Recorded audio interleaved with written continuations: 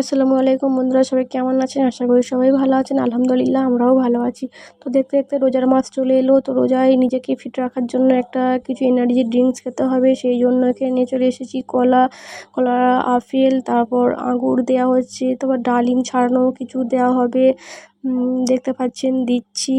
আর এর মধ্যে দেওয়া থাকবে দুধের মধ্যে কিছু কাজু বাদাম, তারপরে ওই কী বলে কিশমিশ, এমনি খেজুর সব ভিজিয়ে রাখা হয়েছিল, সেগুলো দিয়ে ভিজিয়ে রেখে এই যে দেখতে পাচ্ছেন সবগুলো নিয়ে একটা পেস্ট বানিয়ে নিয়েছি। এগুলো শুধু দুধ দিয়ে ঘেঁটেও খেতে পারেন।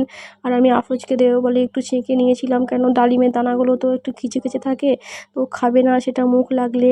তো আফরোজকে দুধ দিয়ে ঘেঁটে দিয়েছিলাম, পারলে পানি দিয়েও ঘেঁটে খেতে পারে। এই যে দেখতে পাচ্ছেন দানাগুলো সব চলে যাবে, মানে বাচ্চা মানুষ তো নাহলে খাবে না। আর দেখতে পাচ্ছেন কতটা লোভনীয় হয়েছে, খুব টেস্টি হয় এটা। আপনারা পারলে বাড়িতে বানিয়ে দেখবেন। দেখতে পাচ্ছেন মন চাইছে এখনই খেতে, কিন্তু মানে রোজা রেখেছি। আপনারাও বানিয়ে খাবেন। আর কতটা লোভনীয় টেস্টি হয়েছে সেটা আফরোজ খেয়ে বলবে। আফরোজকে দেখি বুঝতে পারবেন, আফরোজ এবার খাবে।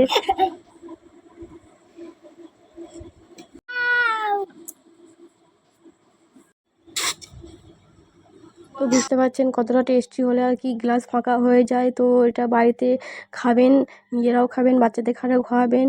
আর ভালো লাইক কমেন্ট শেয়ার করে দেবেন। আল্লাহ হাফেজ।